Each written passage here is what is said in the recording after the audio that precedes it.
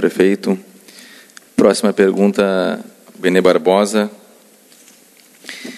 A restrição para a compra de armas e munições nos Estados Unidos poderia diminuir os assassinatos em massa que acompanhamos na mídia?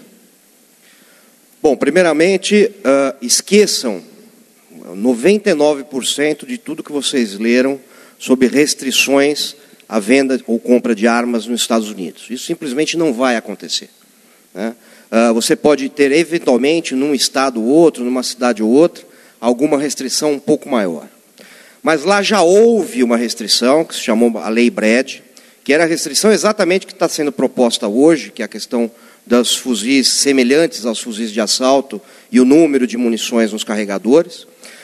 E essa lei foi medida por 10 anos. Após 10 anos, se verificou, e quem verificou foi o FBI, que a lei não trouxe qualquer impacto na redução desse tipo de ocorrência. Portanto, era uma lei inútil e não precisava continuar vigorando. Isso é uma inteligência da legislação americana muito interessante, né? Coisa que não acontece no Brasil, né? Uma vez aprovada uma lei, para aquele que aprovou aquela lei, né, fazer um exame de consciência e dizer, olha, realmente fiz uma enorme besteira, aprovei uma lei que não funciona, que piorou a situação do que já era ruim, então precisamos voltar atrás. Não, aqui no Brasil, infelizmente, os nossos legisladores acabam firmando de não, fui eu que aprovei, então vai ficar até o final e vai continuar valendo e não vai ser revista. A questão dos famosos massacres nos Estados Unidos, a gente tem que levar em conta que quando isso acontece, primeiro há uma massificação através da mídia nesse tipo de ocorrência, fazendo parecer de que ocorre muito mais vezes ou com mais intensidade do que na realidade ocorre.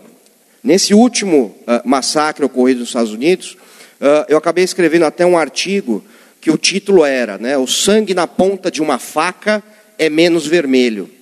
Porque esse tipo de ataque é extremamente recorrente e mais recorrente na China. Só que lá, como a restrição governamental, por ser um país comunista, as armas de fogo é gigantesca, eles utilizam facões, machados e facas. Só em 2010, mais de 160 crianças e adultos foram esfaqueados em escolas da China. Isso acontece muitas vezes. Lembrando ainda que muitas vezes essa notícia sequer vai à mídia, porque o governo chinês agora está reprimindo numa tentativa de não criar o que se convencionou chamar de copiadores. Alguém que vê aquela notícia e fala, eu vou chamar atenção também e eu vou fazer igual.